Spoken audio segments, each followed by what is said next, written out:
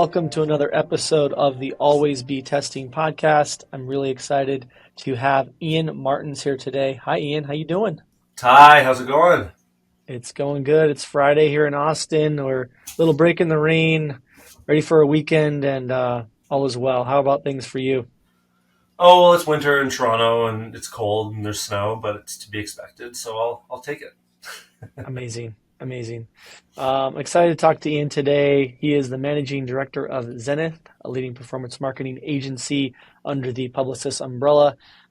He's been at agencies across the spectrum from Abacus to Bell Curve. He's got obviously a ton of insights on agency life, agency performance, brands. So it's going to be a good conversation. That's right. And I will correct you. Actually, Zenith is a full stop media agency. So it's not just performance, it's brand, it's traditional, it's digital, it's online. We do all of the things. So we're one of the big kind of whole media agencies that, service big global clients. I love it. The big dogs that can do it all. I like that a lot. Awesome. Let's kick it off with, what are brands getting wrong in marketing, in your opinion? Yeah, I mean, it depends on how you define wrong and like there's a million ways to attack this. I think what I think about a lot right now is the fragmentation between disciplines and how that's more often than not hurting brands than helping them, right? So the fact that a brand has to deal with one agency for their creative and maybe a different company that's doing production and then maybe another company that's doing top of funnel awareness media and then they've got a social media agency and then a search agency and like all of this fragmentation in the work that they're doing. I understand how we got here, right? As marketing has become more complex, there was a desire to bring on all of these specialty functions. But when those specialty functions have competing priorities, it can be difficult to get everybody to play nicely in the sandbox. And so I think by and large, if you look at maybe, big global clients like the ones that I service, I think that I understand how we get there. I understand how we have this structure in place, but I think we're starting to see a bit of consolidation and bringing those offerings together and those capabilities together. And when I decided to take this role at Zenith just over a year ago now, and come work with Publicis, one of the things that attracted me to it was they've got this philosophy of the power of one, right? And they've got all of these different capabilities from media to creative to digital transformation to data and more. But they believe in kind of offering their clients the best of all the capabilities that they have. They put the client at the center of those capabilities, and regardless of what the growth challenge is, they're able to offer a solution. And I think that that's the way we should be thinking about growth and these marketing capabilities is, can we get everybody playing together? Sometimes, it's right that we were collaborating with other companies outside of our network, but I think that that's where the strain is. And I think that that's potentially where things are going wrong, let's say. Yeah, and I've seen this, we've seen this in different situations, whether it's in-house or as an agency, where the left hand might not know what the right hand is doing, or the silos are kind of inhibiting, Mm-hmm. things like that. Are there anything that comes to mind on that for you, or examples that maybe Yeah, are yeah, most prominent? yeah. Well, so I think that there's always a bit of power politics at play in terms of who's leading strategy. You know, um, creative agency wants to bring their creative idea to life. Media agency has to hit certain sufficiency goals or different frameworks that are in place for how they plan the media. Those things don't always come together nicely. You know, like that's some tension there. Even client side, right? I think that there are, depending on the size of the organization, the complexity of the organization, there might be silos or competing incentives for doing marketing in different ways, right? I think there is sometimes a situation where you have marketers that are optimizing for marketing metrics and marketing wins, and that's how they get their bonuses, and that's how they can say they did a good job at the end of the year. But that might not be the most effective thing for business growth. It might not actually move the business forward. It might not be the best way to invest their money. So you can be doing all the things right in the incentive structure that you have, and also not be doing the most effective thing with the dollars you're investing into marketing. Like those things can both be true, and that's probably some of the more complicated situations that I've seen. It kind of reminds me of, we've talked about this a little bit, but like that over optimization or that over programmatic approach, just jumping to an example, I think it was Nike that, kind of, it seems like they kind of got away a little bit from like the story and the grit and the heart and soul of what it was to become as big and popular and successful as they were. And like many, they kind of took that consultant view of we're going to optimize data. It seems like they've kind of come out of that, and it's just one example that we've seen in the space. But maybe are there maybe examples where you've seen it where you've kind of been able to get a do right by the brand as opposed to like checking the marketing boxes on performance and checking the marketing wins, if you will, like that you alluded to? Yeah, I mean, I think it's an and conversation. I think it's about finding ways to do both. That Nike example you give, there's a lot of reasons why they ended up where they ended up, right? I think some of it is in relation to how they were doing marketing. Some of it was just like the business strategy of going D2C versus working with existing retailers. Pulling your products off those shelves leaves shelf space open for competitors to come in. So there is some like non-marketing things 100. that happened there with Nike. But it's a frequent conversation that we have around how do we justify the long and the short, right? Like that's a conversation I think most CMOs are feeling the pressure on is, they know that they need to invest in brand and brand health over the long term. They know that investing in brand is good for performance. But sometimes you can be held to a level of accountability and the comfort of numbers in spreadsheets and dashboards is something that is easily understood and easily transacted on. And it's hard sometimes to make those brand investments. Now, I think it's good that there's that tension there, to be honest, because this push for accountability in marketing didn't come from nowhere, right? There probably was a lot of waste in brand investment for a long time. There probably still is a lot of waste in brand investment, right? Brand investment also doesn't mean big expensive TV commercial, right? Like that doesn't necessarily have to be what it is. But I think that a lot of people hear brand and their brain automatically goes there. Oh, that's a big production and a big TV budget.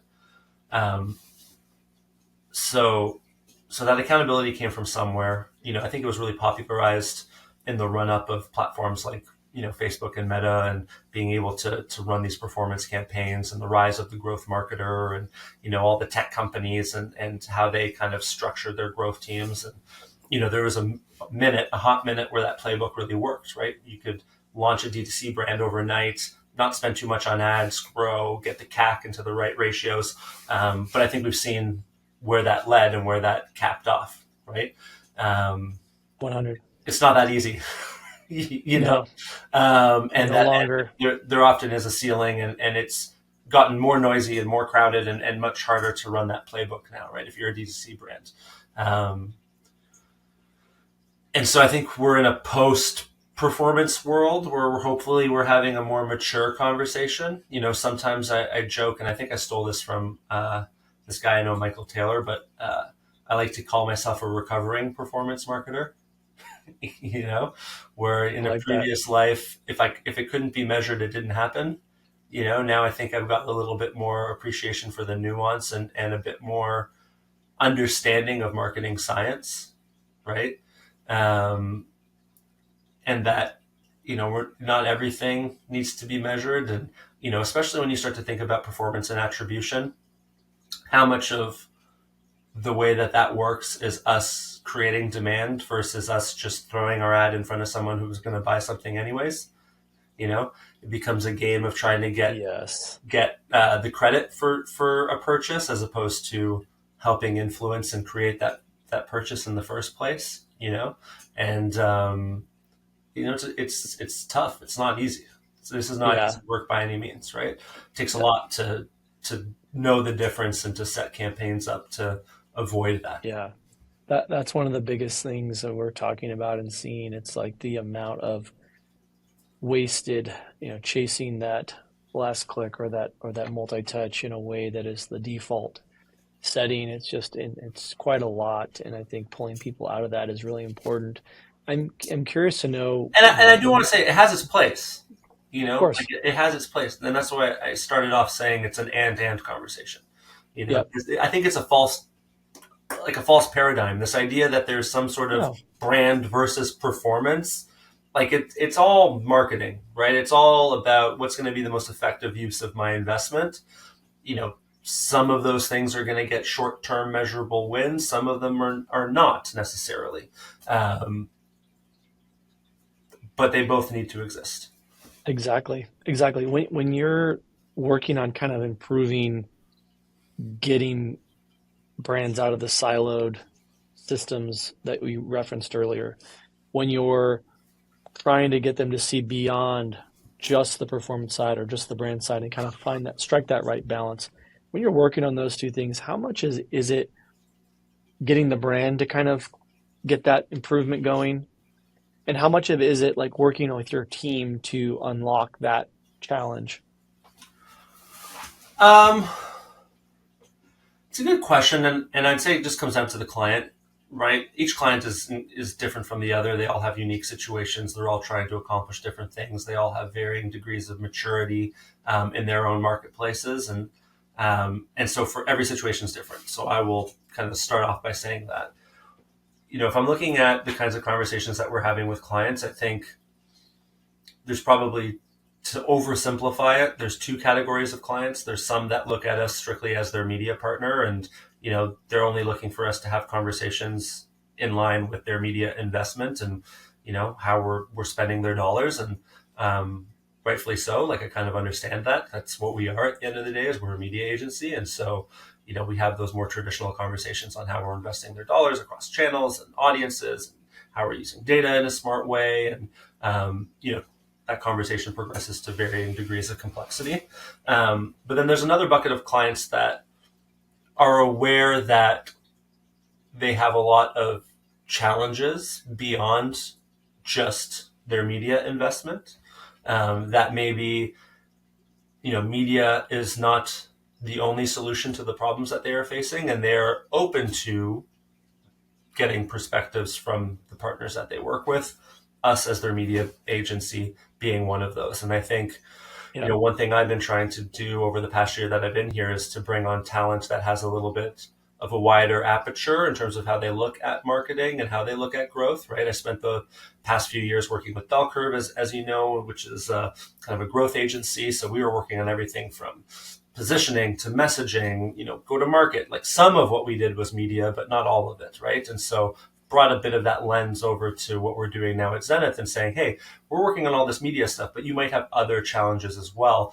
And we've got the power of publicists, and we've got all these brilliant centers of excellence across the group. And, if you're having some problems with your products, maybe you're an app, and maybe your sign up flow sucks for this product you're trying to bring to market. And I could spend all the money on media in the world. It's not going to fix that problem for you, right? And so let's bring in some experts. Let's bring in some talent to have a conversation around how do we optimize the customer experience? Because, media will get people to your front door, but if your house is a shit show once they get there, it's not going to necessarily have the outcomes that you want, right? And just spending yeah, more people sending them to your front door is not going to fix it. And so yeah. I have an appreciation for the limits of what media can do, and sometimes we got to bring other tools to the table. And, I think with that bucket of clients that are open to our perspective and are looking, for ideas and solutions, we've got a whole bunch of really smart people in the group that we can introduce them to and potentially unlock growth opportunities with. That's awesome. In alluding to obviously the work that you're doing for the agency, there's kind of the spectrum of where I think we go into phases of, well, we want to in-house as much as we possibly can as a brand, Mm-hmm. to we want to externally rely on experts outside the organization. Where Yeah, do you think we are in that spectrum, and kind of where do you see that fitting in right now from your conversations? I think there was a bigger push for that a few years ago. Like I think the in-housing had a lot of momentum. It worked in some cases. It didn't work in other cases. I think that the pendulum has swung back, and I think there's a lot of reasons for that. Right? Capital's been tight lately, let's say, and so all of a sudden having all this headcount, has more scrutiny. Right? It might be Yep, more beneficial to have that out of house than in house. yep, So I think macroeconomics play into that trend and why it might swing one way versus another way at any given point in time. I think another factor that's going to weigh on this is, how quickly are we going to see really usable tools that are AI and automation based that will allow, you know, smaller, more nimble in-house teams to get more marketing work done. Um, I don't know. I don't think we're there yet. Like, there's some interesting tools out there. There's a lot of investment. There's a lot of experimentation, and you can definitely accomplish a lot. But it takes a lot of really yeah, smart people behind the scenes to get the most out of the tools that are available today. So, for all the yep, hype and all the promise, there's a lot of cool stuff that can be done for sure. But it takes a lot of really smart people to really extract that value still. And yep, I think it'll continue to be that way, for the foreseeable future. But yep, um, there will be material impacts on my business, on my agency business, on the ability for clients to do more themselves. There is definitely some shifts happening there. But I think we're kind of 100%. in this place that like hybrid just kind of makes sense, and I don't feel it such a trend as it was. I think there was more of a trend of that happening. I think now it's more case by case. I Yep. don't feel like a particular wave of that happening. Yeah, I would agree with you there for sure. One of the things you talk about a fair amount is kind of the effectiveness and Hmm. the importance of My that. word du Can, jour. yeah, that's your favorite. Yeah. What's the tell us more about how you're thinking about that. Yeah, and credit where credit's due. There's plenty of brilliant marketing minds out there that talk about effectiveness, right? So I'm not going to add anything to that conversation. Really, I just think that it's something we should be thinking about a lot as marketers. I remember last year Mark Ritson put out some article that basically said that America was falling behind in terms of marketing, and a lot of that had to do with them not applying all the latest and greatest in terms of marketing science and where it's at and how they used to be a leader, but now not so much. Yeah, I'm very curious about, I'm in Canada, like how is the Canadian market doing from that lens? Um, why aren't we being more effective with our investments if we're not? Same thing in the US. We've got plenty of clients that we buy for in the US as well. And I think that there's a lot to be said about the conversation of efficiency, right? I think in media in particular, there's still a lot of focus paid to efficiency. Why is that CPM higher than that CPM? And why am I paying more for this and then for that? And um, while I think that that's a conversation to have, I don't believe that it's the only conversation to have. There might be a lot of reasons why I want to pay more for a better, more qualified audience. There's a lot of reasons why I might want to pay more for a premium piece of content to be associated with that and to have my brand show up alongside that than the cheapest inventory I can buy for you, right? Um, and I think we need a little bit more nuance in those conversations. And I appreciate that it's hard. It's very difficult. It's not easy, right? Um, and sometimes it gets back to what I talked about before, like incentive structures, right?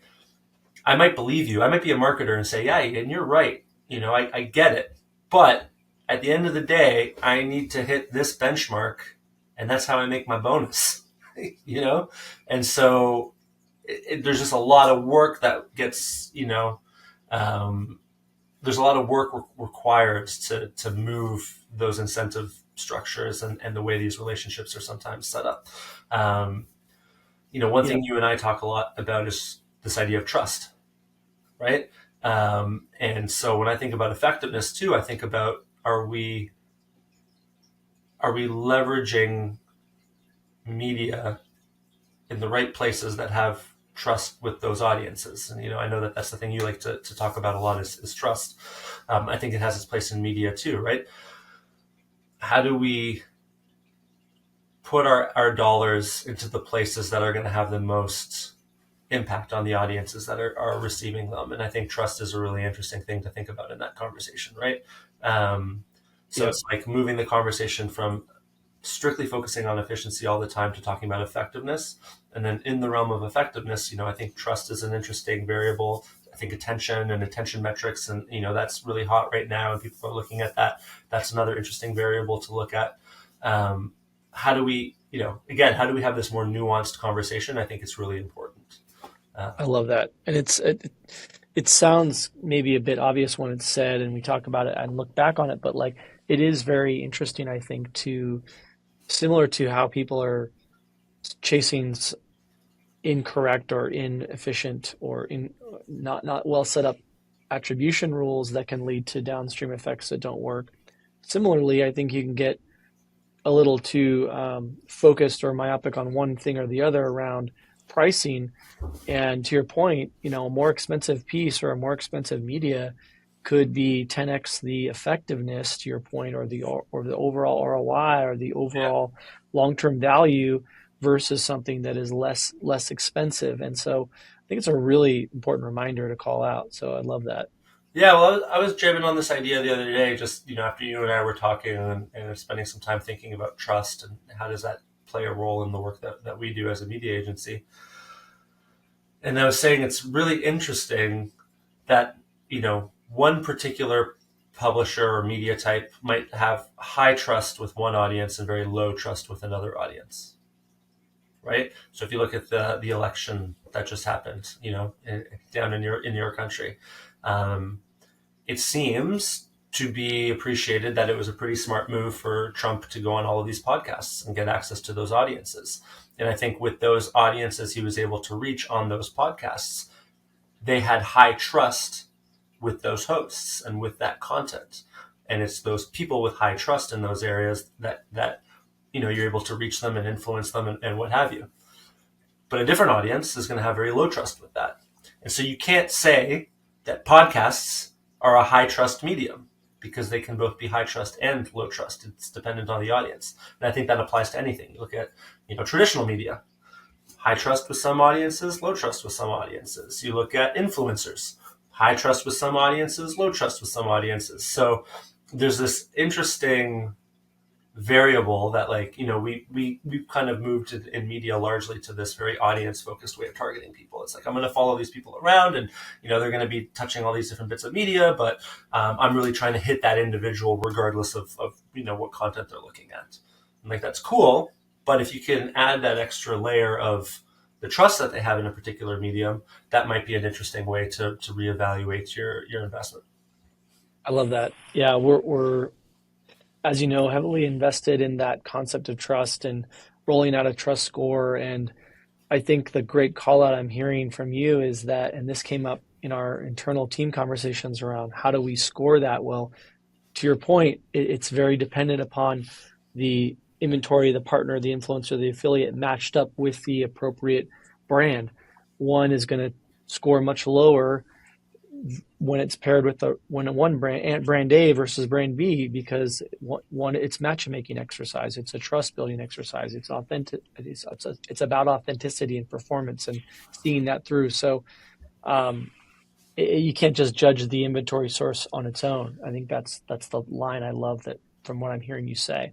Yeah, and it was I think this is something else that's a bit of a challenge with the media agency industry. And it's not true of everyone, but I think we've largely moved away from thinking about creative and content in media agencies, and it can be a lot of work of planning and buying empty boxes. If I'm being like the most cynical version of myself, Yeah. and I think that's to our disadvantage, right? I think we do need to think about the creative that's going in there.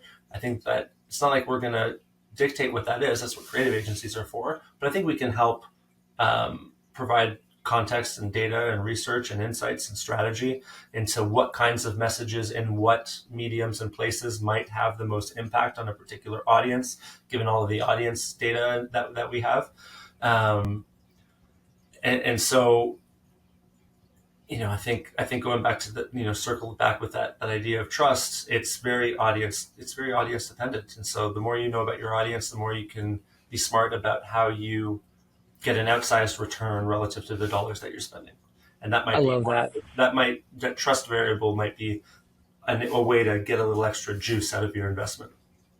Well said. Yeah, no, I think it's so philosophical, so philosophically aligned to how we think about it.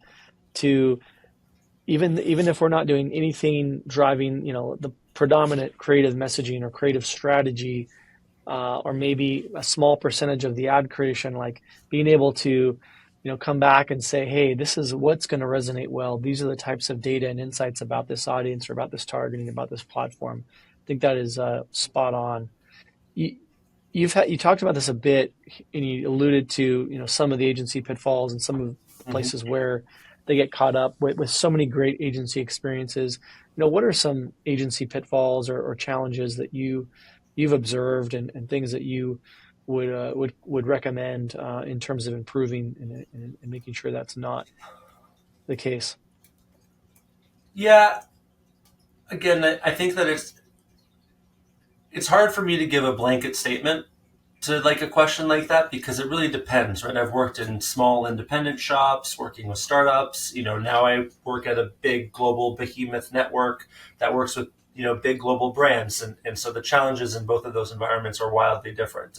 And so the advice I'm giving, like, am I giving it to some upstart agency founder, or am I giving it to someone else who runs a big global agency? So I think it's hard to answer because you need to compartmentalize a little bit, but I would say, having stepped back into this world at the whole co level for the past year, I've been very quiet. I haven't been, this is the first podcast I've done in over a year.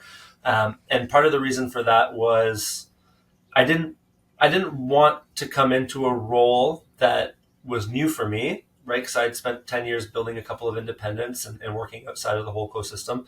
I had a lot of assumptions coming into it, but I didn't want to just come in and start stirring the pot without having given enough time for me to really truly observe and immerse myself back into this world and kind of formulate some actual opinions. Um, One thing I would say, for after being a decade out of the system, let's say, is that they've made incredible progress, right? When I left at a time where I felt like anybody who was in, performance or social or search or stuff, like, we were all kind of sitting at the kids' table. It was all about the big TV buys, and like that's where a lot of the prestige was and the attention, and us performance people were like at the kids table, right? I think the industry is way matured past that, right? More than 50% of investment is in digital. More than 50% of that is in social channels, and so like we've evolved past that. So that's nice to see. Um, there's been a ton of investment and smart acquisitions from all of the groups. All kind of give Publicis the credit where credit's due. I think they've made some of the smartest acquisitions. From acquiring Sapient, which is a digital transformation company, right? If you are in the realm of helping clients grow, like, how could you not have a digital transformation capability? Like, it makes so much sense, right? They acquired Epsilon to be the data, that data that fuels all of the various things that we're doing. Epsilon is, an incredible technology, and all the different capabilities that they have are just so varied and so useful. And in particular, what they can do in the US is incredible. So smart acquisitions, smart growth. I think the stock price speaks for itself. So, Publicis has done a good job. Half of your career is just picking a rocket ship to attach yourself to. I think Publicis has definitely been heading in the right direction. So credit where credit's due.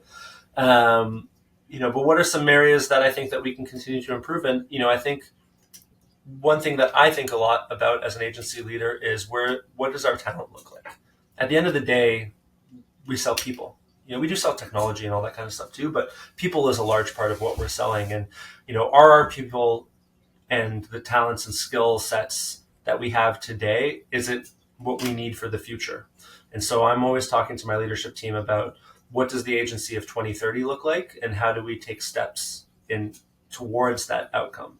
And I think that there is going to be a change in talent composition as we move towards that future, right? I think with automation and AI, whether we like to admit it or not, I think it's going to allow fewer people to do a lot more work. And so I could see, overall headcount perhaps on accounts coming down as productivity goes up. But what hopefully that allows us to do is it allows us to invest in better talent and training that talent. And so you'll have fewer but more qualified, more strategic thinkers in the mix, where a lot of the labor gets taken care of with AI and tools and automation, right? And that makes me really excited, because I think about, now it's not about me needing to staff up these big accounts and how all these people doing like a lot of this, labor work, because, media work is still quite labor intensive. There's still a lot of work to be done. So as tools and automation and things can take some of that labor, it lets us spend more time being strategic. It lets us think about the big picture more. And I think that's going to result in better work. But we need to have a way to transition our teams that are doing this labor and doing this planning work and upskill them on how are you going to use the tools of tomorrow, and how are you going to become more strategic thinkers, and how are you going to evolve the way you do this job today for the realities of tomorrow. And I think that's one of the challenges that our industry faces, and one of the ones that I'm thinking about.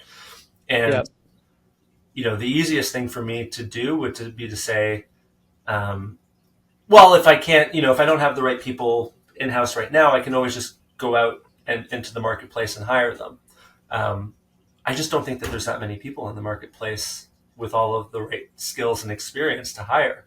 And so I think that largely, and the ones that are available, because there are people out there, like they might not want to work in advertising, like it's not the sexy industry it was once before, right?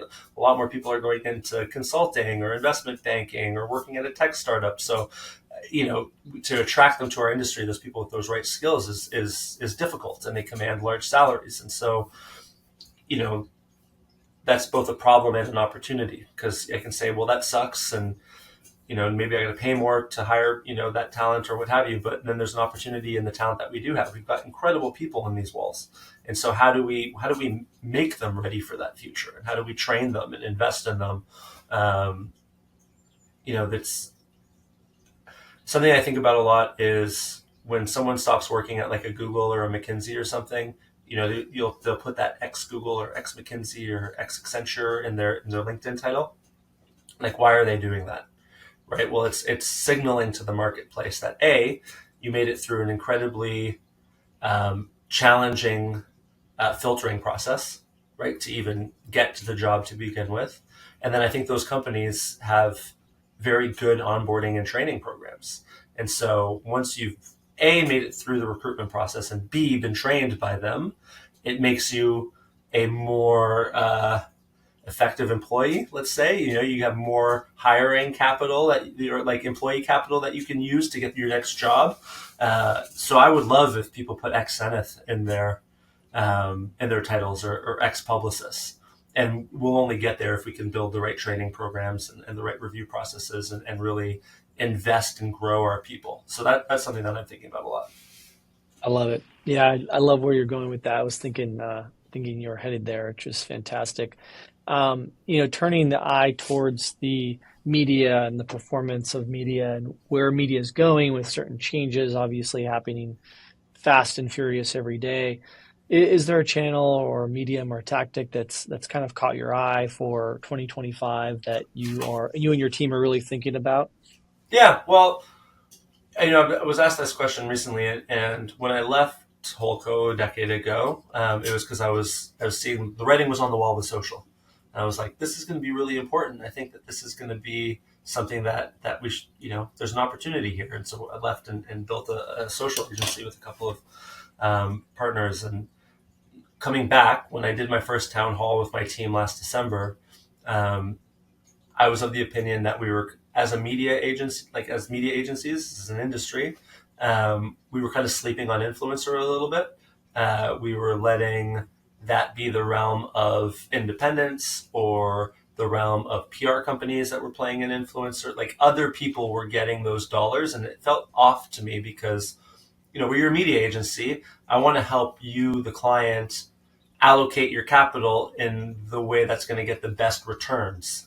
And I think influencer is a really smart place to deploy capital, but it was kind of out of our remit in a large way.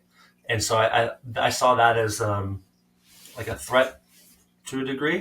And then a few months later, Publicis went and acquired Influential. So, I'm like, well, clearly, we're not asleep at the wheel, and the group made a fantastic decision acquiring that capability. And, Hmm. we're on the process of onboarding them. I've already collaborated with them on some pitches and such. And, they're a fantastic shop as well. So I still Awesome. think, that's not true of all media agencies. Like not all of them are playing an influencer. So I think that's probably a place to look at. It's hard. It's hard work to do. It's hard to do at scale. But there's some incredible companies out there that are doing it well. But I think there's a lot more value to extract. And that kind of comes back to your whole thesis on trust. There's a lot of trust to unlock there.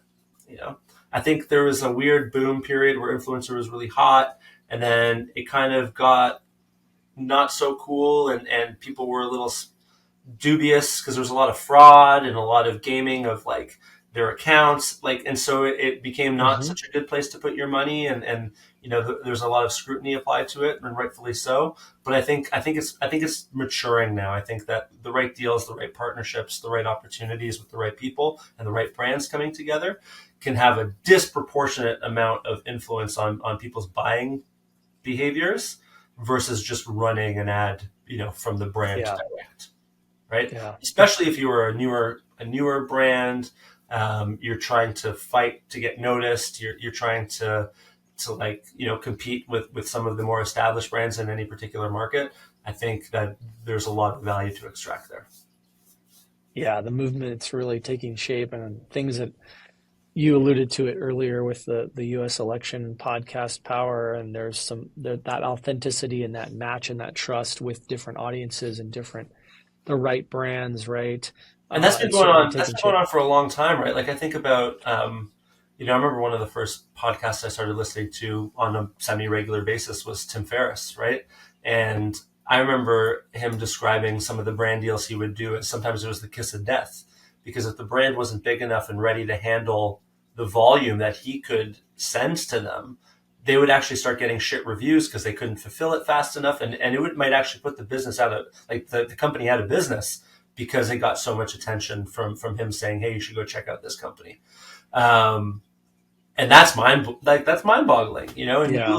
you look at there's influencers out there that based on how they review a car or how they review a tech product or tech gadget. Like, well, I can't remember what that guy's name is. Of course, now it's like tip of my tongue. Marquise Brownlee. That's it. When like one Yeah. person can have like an outsized impact on your go to market of a new product, like that's wild. That's incredibly wild. And Yeah. so we start. Powerful.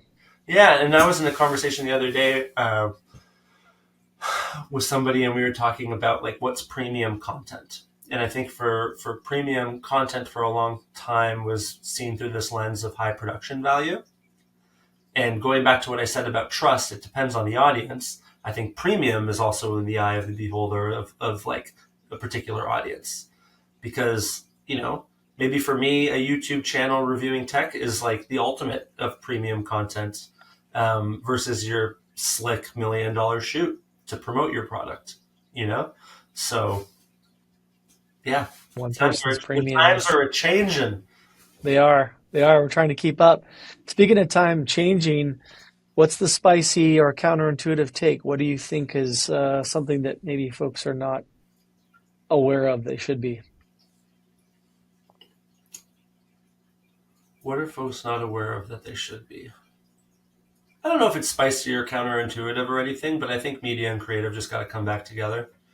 I think this, you know, I think we're better together than apart.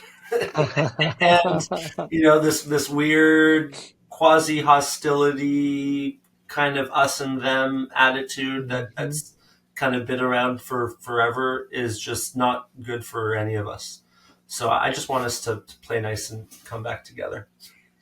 On the same team, You know, better together. I just hired a new head of strategy, and Congratulations. yeah, thank you. And it's guy Michael Kasparow, and he's an OG creative director, so he comes from the creative world. And part of that was to again help our people, broaden their aperture on what is possible, bring different thinking to the table, and Yep. also give us a little more credibility when we go in to talk to our clients or talk to our creative agency partners and friends, and saying, we got Yep. someone who knows your world, and let's have a conversation. We're not just the wet blanket media agency coming to poo poo on your creative ideas. I love it. Yeah, empathize, know what they're doing, have a Yeah, say. I love that. Amazing.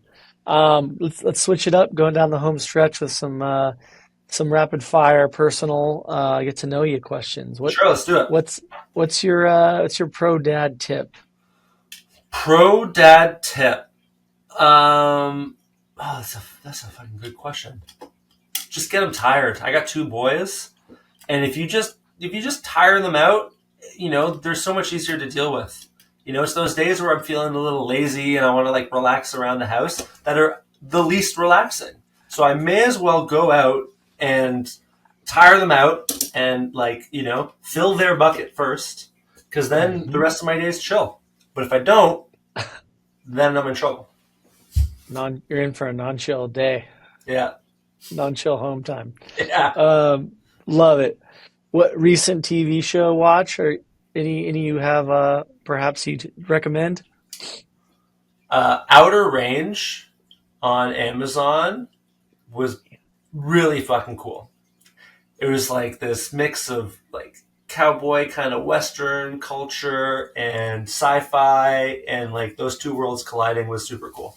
Um, Josh Brolin is also a fantastic actor. Nice. I just really dig his vibe. He reminds me of a buddy of mine, and yeah, I don't know. I thought it was a cool show. I was really disappointed to hear that they didn't renew for another season. I think there's only two seasons. Makes But me yeah, sad. if you haven't seen You're, that one, that's a worthy watch. I haven't seen it. You're the second person I respect that has thrown that out as a suggestion. So now I Yeah, have to watch it was it. a bit of a sleeper. It was kind of under the radar a little bit. What any concert faves to share, recent or past? Um, Concert faves. I saw the Chili Peppers this summer. That was fun. I actually didn't go. I like to go to concerts. I didn't go to that many last year, just happenstance. But I did go to the Chili Peppers show, and I don't know, it was cool. It's like the original lineup. John Frusciante's back. I don't know how long he's been back in the band, but he was there ripping his solos, and it was fun. I'm a fan. I've seen them twice in live and wouldn't mind seeing them again. Yeah. Underrated musician. Ooh, underrated musician. Who's an underrated musician? Um, I mean, one of my favorite musicians of all time is Jeff Buckley, and I don't know if the kids talk about Jeff Buckley anymore, but if they don't, they should. And they should go listen to him. He's fantastic. Again, unfortunate we only got like one good, full album out of him. Um, but I don't know if he's underrated. I think everybody who knows him thinks he's fantastic. So I don't know. Maybe that was a shit answer. No, it's a good call out. What's a hobby or skill that you want to share with the audience, maybe that folks don't know about you, Hobby or skill? Um, or just yeah, just something about before I got you. into advertising, I was trying to be a fashion photographer. I got to work with like Forward Models and this other modeling agency up here called Platino, and there's this brand in Canada that I shot for a while. And so if I wasn't doing this, I'd probably be maybe I'd be a fashion photographer. Amazing. It explains your fantastic background in That's it. lighting. My hobbies and like why I have a nice camera. Yeah. I love it. I love it. Speaking of nice cameras, is there anything you've bought recently that you can't live without or rave about that you want to share with the audience? Anything I've bought? I've been trying really hard not to buy anything recently. Good point. So yeah, so the not buying is probably the thing that I bought. Is bought my peace of mind. But um, I recently bought a notebook, like a bullet notebook, and I don't know, I'm using that a lot. It's kind of a lame answer, but um, Yeah, there you The go. power of just basic writing and That's pen and it. paper, getting the brain working. It's Yeah. technology up here. Yeah, no, but I actually no, I won't be as cute with my answer. Um, the $20 that I've spent on ChatGPT for the past whatever years for that membership, it's probably I've gotten a lot of use out of that, a lot of value relative to the $100. $20 that I paid for it. It's I was marveling at recently how much my usage, I went to Google on my mobile phone to look up something, and I thought to myself, wow, I'm not using Perplexity. This is weird. What's this like? Google is an actual search engine. My shift has been massive, and I'm getting so much value out of it. So Yeah. couldn't agree more. Have you played with DeepSeek yet? Pardon me. I have not. So I will be. I've only been playing with it for a little bit. Like with any tool, you kind of find its limitations. Yep, You can do this, you can't do that. You kind of learn how to massage it. I'm a musician, and it's like part of the fun of playing different instruments and using different, like you find like the edges, like what you can do or that's can't I do or like that. whatever. Um, so I feel like I've used ChatGPT a lot. I've kind of found the edges there. I haven't found the edges yet on DeepSeek, but if the claims are true, which I'm not sure I believe, but if they truly made that, like built that with whatever $10 million and it uses, or $6 million and it uses like a tenth of the power, like, oh man, is this a huge paradigm shift? I half don't believe it. Like I don't know if I believe it. Um, but if it Yep. is true, wow, that's gonna be a big impact Yeah, on the that market. heard some interesting things, speculation on how the spend levels being as low as they actually were, but some cool things to think about. That came up for me in the research around what happened was, the ability for, the Googles of the world and others to kind of adopt some of their uh, almost like simple workaround methodologies, potentially. So, not Yeah, to say that I have the conclusion, but I thought it was really cool the notion that I really by like. learning from what they did, they could make the entire industry better, more efficient, thinking outside the box. So I thought Well, that was yeah, really and I cool. think that's I like competition, right? And Yeah, and so the idea that you don't need billions of dollars of capital to compete is a cool net positive proposition. You know, exactly. take all of the tensions between U.S. and China, like take that out of Yep, the picture. yep. Like, if it is even like half true, it's still a huge paradigm shift, right? Hmm. And I Hmm. think it'll lead to more Yeah, competition, and you yep. know, like maybe it's just going to shift the focus faster to the apps that get built on top of this technology as opposed to the underlying technology itself. Hmm. It's like, do I really Yep. care who like laid the pipes for the internet? Or is that really what Does we're it work? fighting over, or is it about the things we can do with the internet? I Um, love that. you know, I love that. No, I think that's spot on. Spot on. More to come, and super interesting stuff. Exciting times. it is absolutely. Amazing. Ian, it's been a pleasure. So awesome to have you on the pod and drop some great knowledge and just shared some phenomenal insights, and very appreciative of all of it. Thank you so much for coming on. No problem. I was feeling a little rusty, but it's always fun talking to you. So it was an easy one to get started with.